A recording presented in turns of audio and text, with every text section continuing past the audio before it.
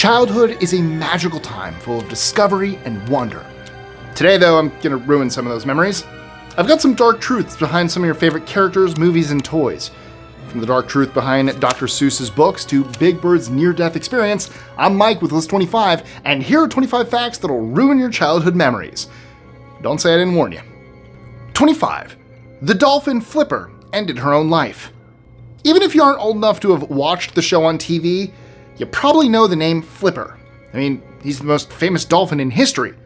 The show was set at a fictional marine park where Flipper was a hero, helping to protect the area, including catching criminals in exciting chases. In reality, though, behind the scenes, there were 5 different dolphins playing the lead role. The conditions were horrifying, with the captive animals forced to perform unnatural movements to earn food. The environment was so bad that tragically one of the dolphins, named Kathy, ended her own life by stopping her breathing. A trainer arrived shortly after, but it was too late. Kathy had already died. 24. The voice of Elmo may have dated underaged boys. Elmo loves you! Elmo loves you! That's not as good, Elmo. He's more high-pitched. Elmo loves you! That was the catchphrase behind Sesame Street's most adorable character. It turns out, though, Elmo, or at least the voice behind him, may have loved the young audience a little too much. The voice actor, named Kevin Clash, was sued multiple times by men who claimed they were taken advantage of by Clash when they were underage. When the claims became public in 2012, Clash stepped down from voicing Elmo. The charges were later dismissed because too long had passed since the alleged incidents took place. Since then, Kevin Clash has disappeared from public view, and another actor has replaced him as Elmo. 23. The original Little Red Riding Hood involves cannibalism. We all know the story of Little Red Riding Hood, right? A young girl is tricked by a wolf who disguises himself as her grandmother only to attack and eat her. Usually it's some variation of that tale. You probably didn't know that in some of the earliest versions, dating back more than 300 years, the wolf does something even more sickening. Instead of waiting for the girl, the wolf feasts on the grandmother straight away, but leaves some of the human meat behind.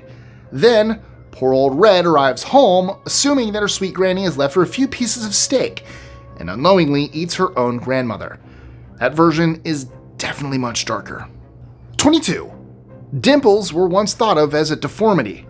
These days, dimples are a sign of sweetness and beauty. Many kids lose them as their face grows out, and there's even a surgery called dimpleplasty to create them artificially. But once upon a time, they were thought to be a deformity. That was because of the way they're formed. It's when something called the zygomaticus major muscle connects the cheekbone to the corner of the mouth, but also splits underneath the mouth. On the surface, the result is the skin on top of the split making a dimple. And no, there is nothing wrong with dimples. In fact, more than 1 in 5 people have them. 21. Santa Claus might be based on a Norse god. As a kid, the most exciting part of Christmas is waiting for Santa Claus to come, and I totally know that because I'm Jewish. Knowing that the Jolly Red Giant was going to fly his reindeer and leave it, he's a giant? And leave gifts made it really hard to sleep the night before. I'm learning so much. But have you ever wondered why he's said to be based in the North Pole? Santa Claus has its origins in a 4th century bishop from Myra named Sinterklaas, or Saint Nicholas. But one theory suggests that the legend goes back even further to the Norse god of Odin, who was celebrated in a pagan holiday by Germanic people beginning just before the birth of Jesus. He didn't exactly hand out presents, instead he had a fearsome reputation and demanded respect. 20. Mood rings can kill you. I don't know about you, but the idea of mood rings was always fascinating to me. The concept of being able to tell how someone is feeling by the color of their ring, kind of like the Incredible Hulk, except you get more feelings than just anger. These work by using liquid crystals which change color based on their temperature. Stress or anger can increase your body temperature, making the ring switch colors. The only problem is that mood rings don't have a great track record. On numerous occasions, mood rings have been recalled because of toxic levels of lead. Lead poisoning causes a range of long-term permanent conditions like intellectual disabilities or comas. In the short term, the effects are high blood pressure and mood disorders.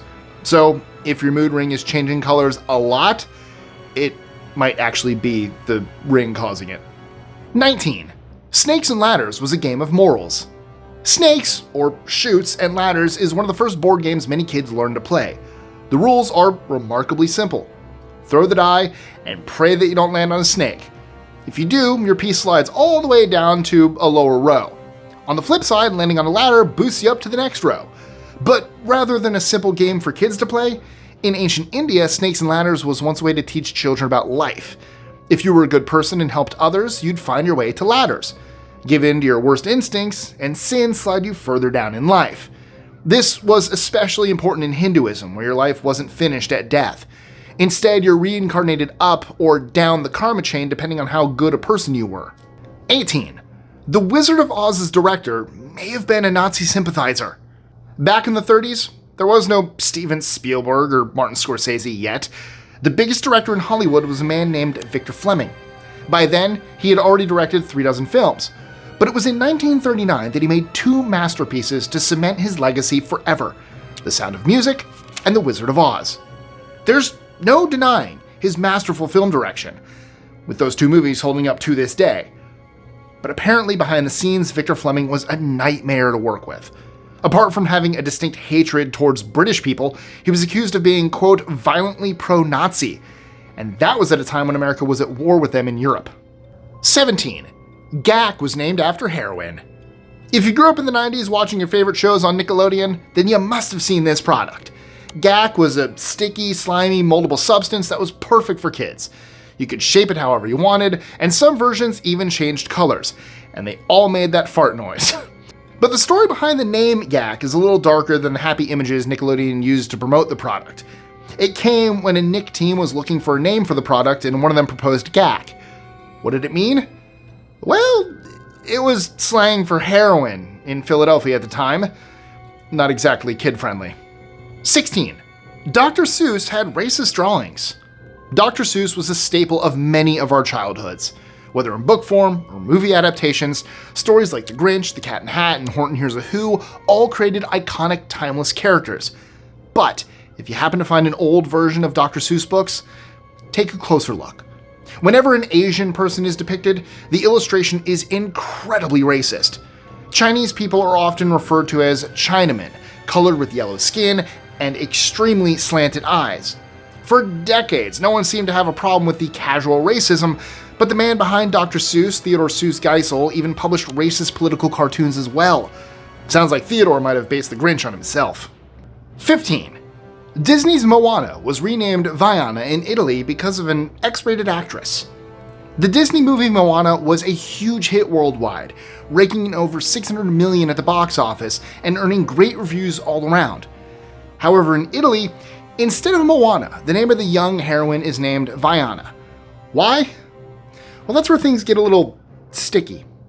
It's because there's a much better known figure in Italy by the same name, Moana Pozzi, and she became famous throughout the 1980s in a very specific type of film, the adult variety. She rose to become something of a cultural icon and was immortalized when she died young.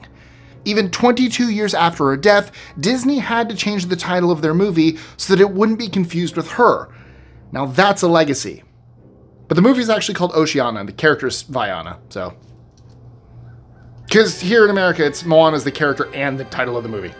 So it's Oceana with Vaiana. They still had to change both.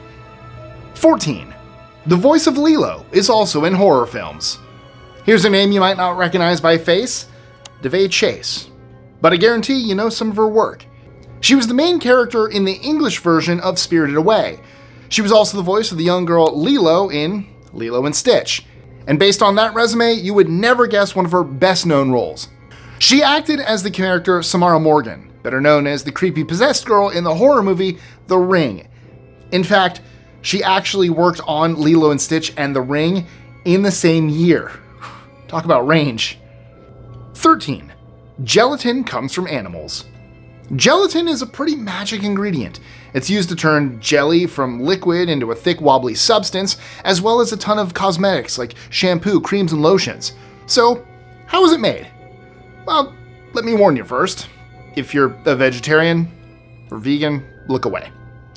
Gelatin comes directly from animals.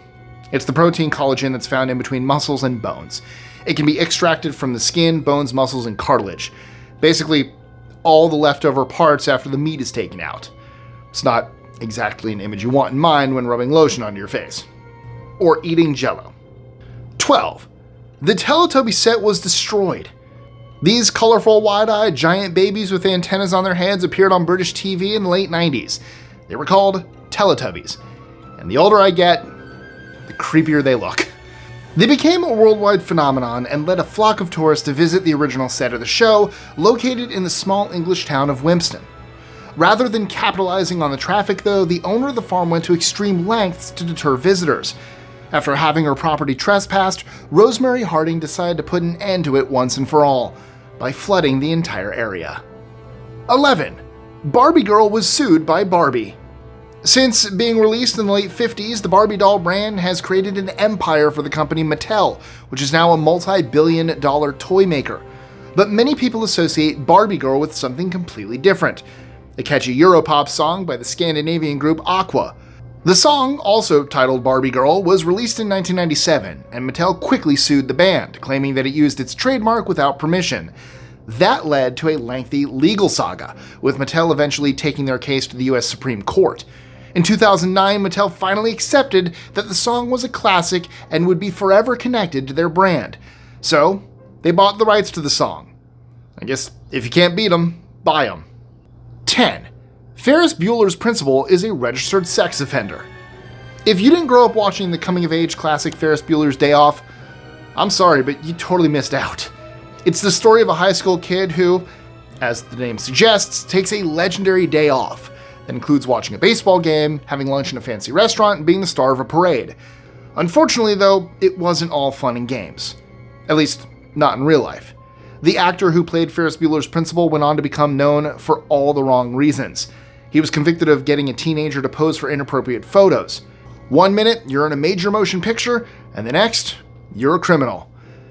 I guess life moves pretty fast. 9.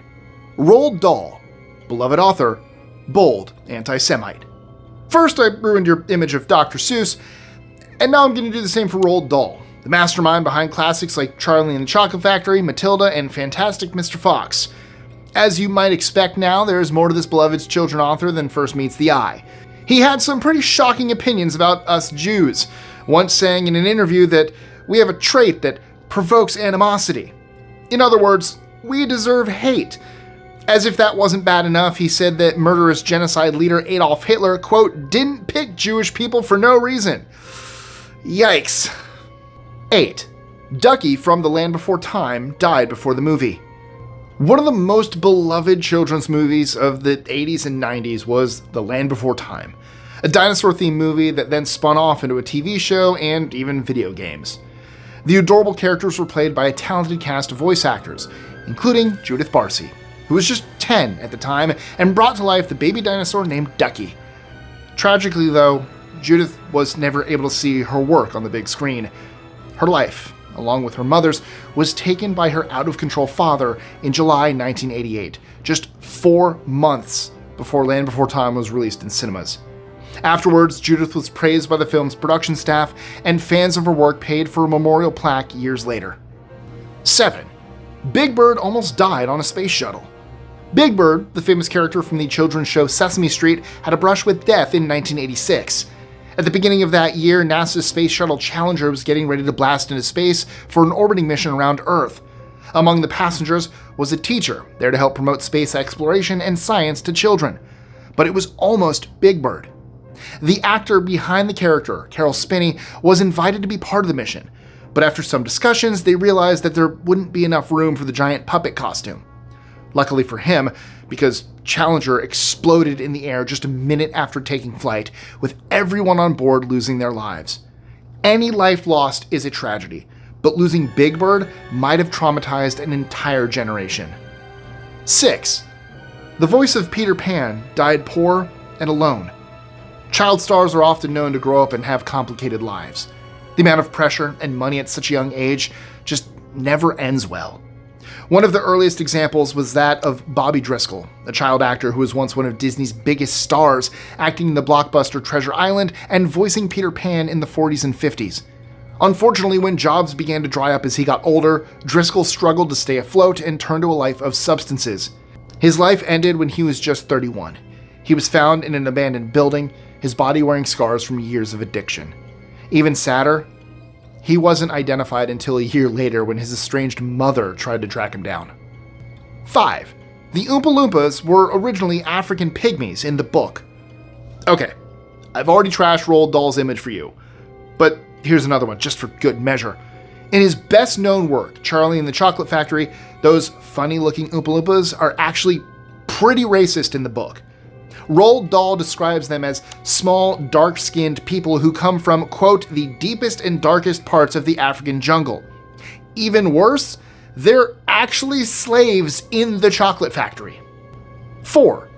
In the original Toy Story, Woody was the villain. For those who grew up watching Toy Story, can you name more likable characters than Buzz and Woody? Their chemistry is perfect together, and both are great heroes. Well, apparently that wasn't the way it started out. Woody was first envisioned as the villain of the movie. Disney, which was funding the project, didn't like that. And neither did Tom Hanks, who described the original Woody character as a jerk. Thankfully, the story was completely reworked and Woody transformed into the optimistic hero we all love today. I mean, if it makes someone like Tom Hanks angry, there must be something seriously wrong. 3. MGM Studios starved Judy Garland for years.